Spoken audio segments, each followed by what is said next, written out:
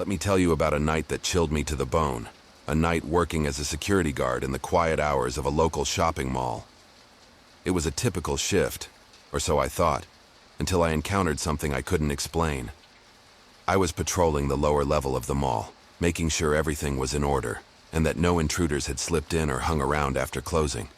The last store in the mall had closed about an hour prior, and the mall was eerily quiet, with only the faint hum of the air conditioning breaking the silence. As I made my rounds, I noticed a figure off in the distance. It was a child, seemingly lost and wandering aimlessly near one of the closed stores. I approached cautiously. My flashlight was the only beam of light in the dimly lit corridor. "Hey there, little one," I called out, trying to sound friendly and reassuring. But the child didn't respond. They just stood there, their back turned to me, their presence seeming eerily off to me. I walked closer, my footsteps echoing in the empty corridor. "Are you okay? Do you need help finding your parents?" I asked again, hoping to get a response. That's when the child turned around and I froze in shock. The child's face was pale, almost translucent, with hollow eyes that seemed to stare right through me. I felt a wave of unease wash over me, a feeling that something was very wrong. "Where are your parents?" I asked, trying to keep my voice steady despite the creeping sense of dread that had settled in. The child didn't speak.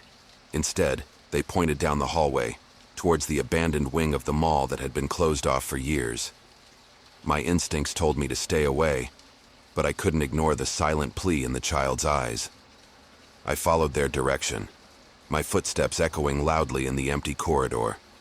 As I approached the abandoned wing, I felt a sudden drop in temperature, a chill that seemed to seep into my bones. The air was heavy, and I was filled with apprehension as I stepped into the darkened area. My flashlight barely pierced the darkness. I called out, hoping to find the child or anyone else who might be there. But there was no response, just the eerie silence of the deserted wing. Then I heard a faint whisper, like a ghostly voice carried in the wind. It sounded like a child's voice, but there was something really unnatural about it, something that made my skin crawl. I followed the sound, my heart pounding in my chest. The whispers led me deeper into the abandoned wing, towards a locked door that seemed to beckon me. I hesitated, unsure of what I would find on the other side. But curiosity got the better of me, and I fumbled with my keys until I found the one that unlocked the door. As I pushed it open, a wave of cold air rushed out, carrying with it a musty smell of decay. I stepped inside, my flashlight illuminating the darkness. What I saw next will haunt me forever. It was an old toy store, long abandoned and covered in dust. There was a tricycle that moved as if someone had just gotten off. But there was no one there. No child, no ghostly figure, just an empty toy store frozen in time. I stood there, trying to make sense of what I had just witnessed. Had it all been a hallucination? A trick of the mind? But then I heard it again. The whisper, louder this time. Closer. It seemed to come from the darkness behind me, from a corner of the room shrouded in shadows. I turned, my heart racing, and that's when I saw her, the ghostly child, standing there with a sad smile on her face. "Please help me," she whispered, her voice echoing in the empty room. "I'm lost. I can't find my way home." I wanted to run, to flee from this supernatural encounter, but something compelled me to stay, to listen to her story. She told me that while she was shopping with her mother, she had wandered away and that a stranger kidnapped and took her life years ago, how she had wandered the mall ever since, searching for her mom. Tears welled up in my eyes as I listened to her tale of loneliness and longing. I reached out, wanting to comfort her, but my hand passed through her form like smoke. "I'm sorry," I said, my voice trembling. "I don't know how to help you." But then she smiled, a smile filled with hope. "You already have," she said. "You've listened, and that's all I needed." And with that, she faded away, leaving me standing alone in the abandoned toy store. I left the mall that night with a newfound respect for the unseen forces that linger among us. The encounter had shaken me to the core, but it had also taught me the power of compassion and empathy. To this day, I can still hear her whispers in the wind, a reminder that not all ghosts are out to scare us. Some just need someone to listen. It all started with a dare that led us deep into the heart of an abandoned shopping mall, where horrors beyond our imagination awaited. It was a Friday night, and my friends and I were looking for some excitement.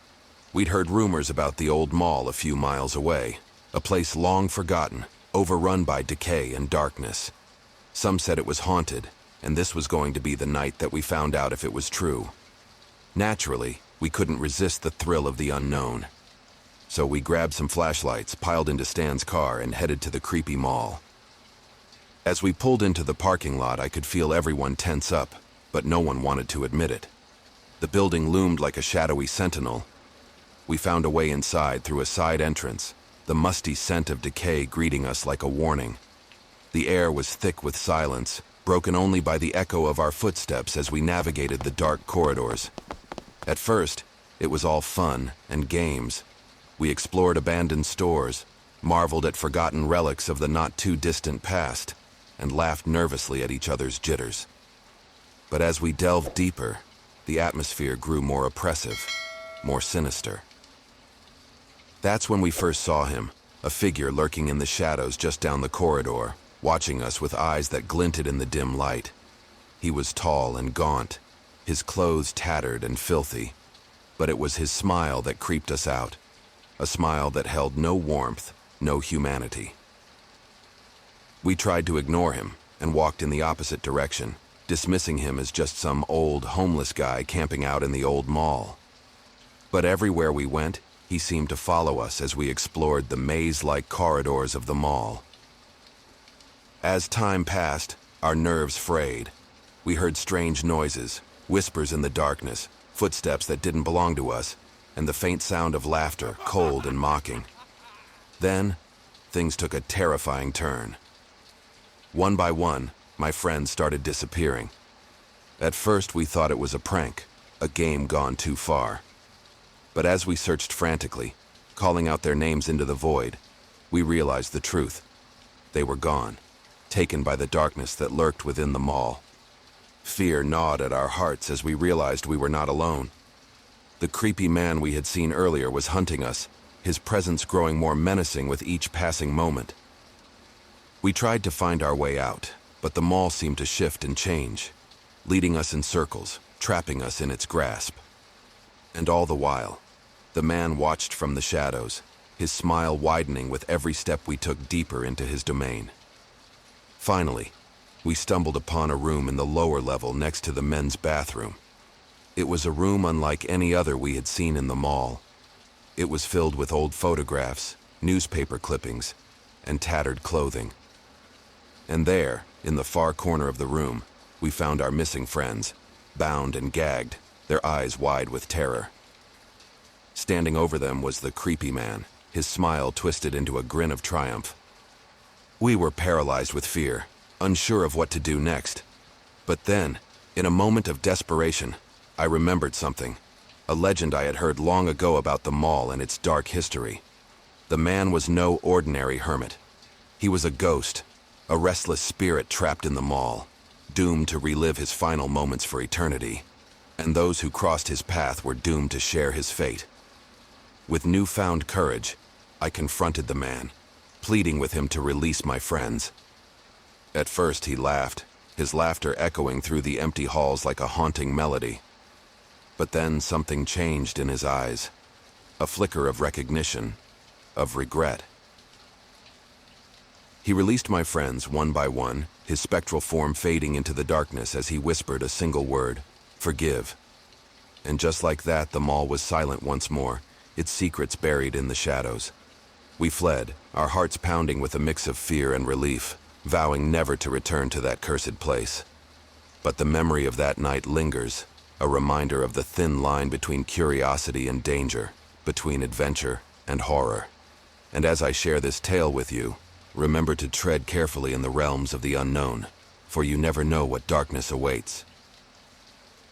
It was the mid-90s, and I was excitedly shopping at the mall for the perfect outfit for an upcoming date. A boy I had a crush on since sophomore year had finally asked me out, and I was so excited. As I perused the racks, trying on different clothes and imagining how I'd look on my date, my excitement started to dwindle. I had this creepy feeling that someone was watching me. It started as a prickling on the back of my neck, a sense that someone's eyes were on me. When I looked around, I saw a guy standing a few racks over looking at me. I brushed it off as paranoia at first, attributing it to the bustling crowd of shoppers. But as I moved from store to store, I noticed the same man lingering nearby, a tall, dark-haired guy with a sinister aura. He kept his distance at first, but his presence felt suffocating, like he was always just a step behind me. I tried to shake him off by weaving through the crowded aisles, but he was persistent, always there, always watching. My heart raced with unease as I made my way to the restroom, hoping to find a moment of respite. But to my horror, after a few seconds, the man followed me inside, his footsteps echoing ominously in the tiled hallway. I hurried into a stall, trying to compose myself as fear gripped my chest. The sound of his heavy breathing outside sent chills down my spine, and I knew I had to act fast. Just as I was about to lock the stall door, he violently kicked it open, and the man's dark silhouette loomed over me. He grabbed me, and I fought back with all the strength I had, kicking and screaming for help as he placed his hand over my mouth. I really thought that it was over for me. No one's going to hear or help me in time. I began to cry and pray. But in that moment of desperation, a miracle happened. A woman walked into the restroom and witnessed the attack. With a fierce cry, she sprang into action, pulling the man away from me and shouting for security. The commotion drew a crowd, and within minutes mall security arrived, apprehending the man and ensuring my safety. As I sat there, shaken but relieved, I couldn't help but wonder what would have happened if that brave woman hadn't walked in when she did.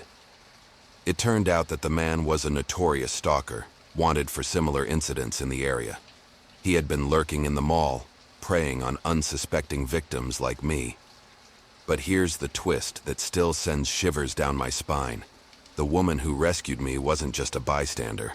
She was an undercover police officer, working to apprehend the stalker and put an end to his reign of terror.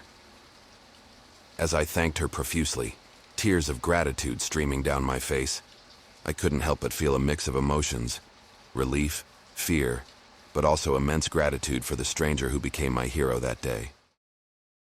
Thanks for watching. Don't miss out on more spine-chilling tales. Subscribe now for weekly scares. Hit that red button and join our journey into the unknown.